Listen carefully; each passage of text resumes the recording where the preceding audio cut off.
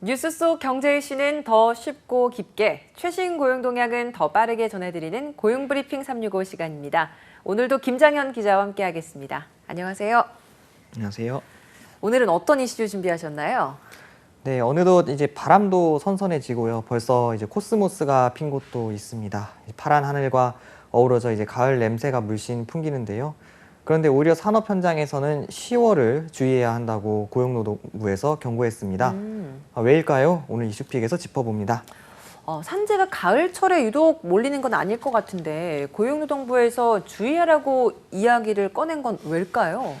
네, 고용노동부가 이제 최근 5년간 건설과 제조업 현장에 이제 추락 그리고 끼임, 안전보호구 미착용 등 3대 안전조치 관련 사망자 현황을 조사했는데요.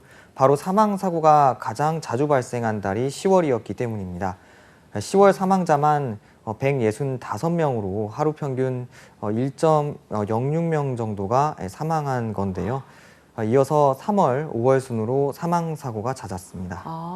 10월에 유독 이렇게 사고가 잦은 이유가 있습니까? 네, 이제 사고 유형별로 보면요. 네. 지붕 공사와 수리 현장에서 발생한 추락 사망자 수가 가장 많았습니다. 다른 달에 비해 유독 10월에 몰린 이유는 장마철이 지난 후 폭설에 이제 대비해야 하는 시기가 바로 10월이기 때문인데요. 네. 그래서 이제 채광창이나 슬레이트 등 지붕 수리 작업이 많다고 합니다. 이럴 작업을 할 때 더욱 주의가 필요해 보입니다. 그러면 지붕 공사 작업을 할 때 어떤 점을 주의해야 이런 사고를 더 줄일 수 있을까요? 네, 고용노동부는 가을철 사고가 많은 지붕 공사에 대해 접이식 이제 고소 작업대 또는 공사장에서 쓰는 작업용 발판, 흔히 비계라고 하는데요. 네. 이동식 비계 등을 활용해서 지붕 밑에서 작업할 수 있는지 확인이 필요하다고 당부했습니다. 무엇보다 지붕 가장자리에는 안전 난간 또는 추락 방호망을 해서 만일의 사태에 대비가 꼭 필요하다고 하는데요. 기본 중에 기본은 물론 안전대와 안전블록, 안전모 착용 등이라고 할 수 있겠습니다. 네, 사실 이런 것들이 기본적인 안전 수칙으로 세워져 있습니다. 그럼에도 불구하고 근데 이런 사고가 나는 건 이런 기본적인 수칙이 잘 지켜지지 않았던 경우에 많이 나더라고요. 네, 맞습니다. 지난 5년간 추락 사고 통계만 봐도요.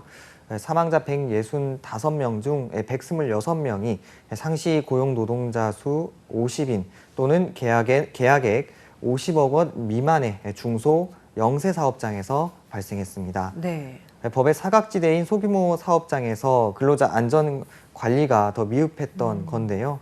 또 이런 산업 현장의 기존 관행과도 맞물린 문제이기도 합니다. 노동계는 위험을 초래할 수 있는 다단계 하도급을 줄여가는 일도 필요하다고 보고 있는데요. 또 안전조치가 안 돼 있을 때는 노동자가 작업을 거부할 수 있도록 해야 하는데 이런 부분은 아직 제도적으로 뒷받침이 필요하다고 합니다. 소규모 사업장에서 이런 사고가 많이 난다라고 하는 말씀은 그만큼 이런 안전수칙이나 이런 것들을 지키게 하기 위해서는 어느 정도 투자나 자금이 들어가야 되는데 그런 걸 조달하기가 좀 어려운 구조 때문일까요? 네, 말씀하신 대로 이런 상황이 그런데도 사업주가 이제 안전을 우선시해야 하지만 현실적으로 좀 여력도 부족한 경우도 많고요. 그래서 고용노동부에서도 지원 사업을 펼치고 있는데요. 50인 미만 사업장에는 안전 덮개와 안전 블록을 설치하도록 최대 3천만 원까지 지원하고 있습니다. 그뿐만 아니라 위험한 기구나 기계를 교체하는 비용을 지원해주는 사업도 있으니 잘 이용하면 도움이 될 것 같습니다. 네, 이 산업재해가 발생하기 이전에 미리 조치를 하는 것도 매우 중요한데요. 사전 점검도 계속해서 이루어지고 있나요? 네, 말씀하신 것처럼 사전 예방이 중요한데요. 고용노동부는 건설과 제조업, 지붕 공사 현장 등 전국 중소사업장 1,500여 곳을 대상으로 일제 점검을 진행하고 있습니다. 최근 50일 동안에도 가장 기본적인 3대 안전조치를 하지 않아 발생한 중대재해가 8건이나 되는 만큼 주의해달라고 당부하고 있는데요. 그런데 이런 산재 걱정 산업 현장뿐이 아니라고 합니다. 요즘에는 이제 택배 기사들 역시 산재가 증가하고 있다고 합니다.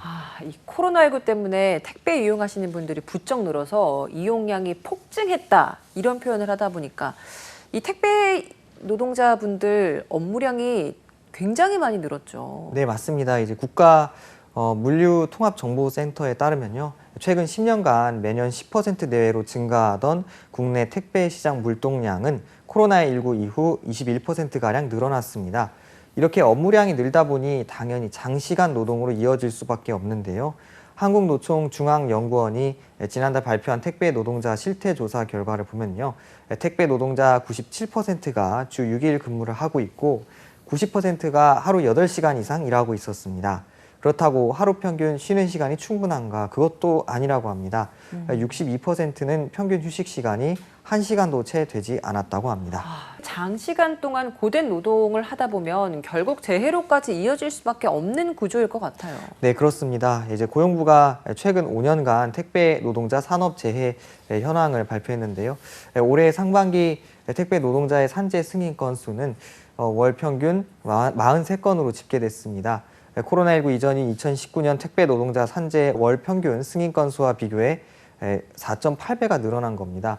게다가 올 상반기 전체 산재 승인 건수는 총 258건으로 작년 상반기보다 43%가 증가했는데요. 통상 연말에 물동량이 증가하는 점을 고려하면 올해 산재 승인 건수는 작년 수준을 훨씬 뛰어넘을 것으로 예상됩니다. 네, 이 택배 노동자도 그렇고 앞서 짚어봤던 산업 현장도 그렇고 산재 사고가 증가하고 있는 만큼 정부의 대책도 더 세심하게 마련돼야 할 것 같은데요. 네, 고용노동부가 앞으로 5년 안에 우리나라 산업재해 사망 사고 건수를 OECD 평균 수준으로 줄이겠다고 밝혔습니다. 아직 한국의 산업재해 사망자는 일본과 독일보다 높고 OECD 평균인 0.29명보다도 높기 때문인데요. 고용부는 산재 사망 사고를 줄이기 위해 산업안전보건감독관 수를 올해 815명으로 늘린 상태고요. 이와 함께 다음 달 중대재해 감축 로드맵을 발표해 현장 밀착형 정책을 내놓겠다는 계획도 밝혔습니다. 네, 한컷 이슈도 보겠습니다. 오늘 한컷 이슈는 어떤 소식인가요? 네, 가을철을 맞아서도 이사가 잦은데요. 최근 세입자를 울리는 깡통 전세 사건이 잇따라 발생하면서 주의가 필요하다고 합니다. 지난달 세입자가 못 돌려받은 전세금만 1,089억 원이라고 하는데요. 사기 피해를 본 전세 세입자들의 피와 땀, 눈물이 고스란히 담긴 피해 금액이라고 합니다. 맞습니다. 요즘 정말 전월세 계약하기가 무섭다는 이야기도 생겨나고 있어요. 네, 그래서 전월세 계약할 때 도움받을 수 있는 서비스가 생겨서 알려드리고자 합니다. 네. 서울시에서 기존의 1인 가구를 위한 전월세 계약 도움 서비스가 있었는데 이게 일부 지역에서만 이뤄졌다고 해요. 네. 지난주부터 이 대상 지역이 14개 자치구로 확대됐다고 합니다. 지역별 공인중개사 협회 등의 추천을 받아 선정된 주거 안심 매니저가 깡통 전세 등 위험성을 꼼꼼히 상담해주고 집을 보러 갈 때도 동행해준다고 합니다. 나이와 관계없이 1인 가구라면 누구나 서울시 1인 가구 포털에서 무료로 서비스 신청이 가능합니다. 네.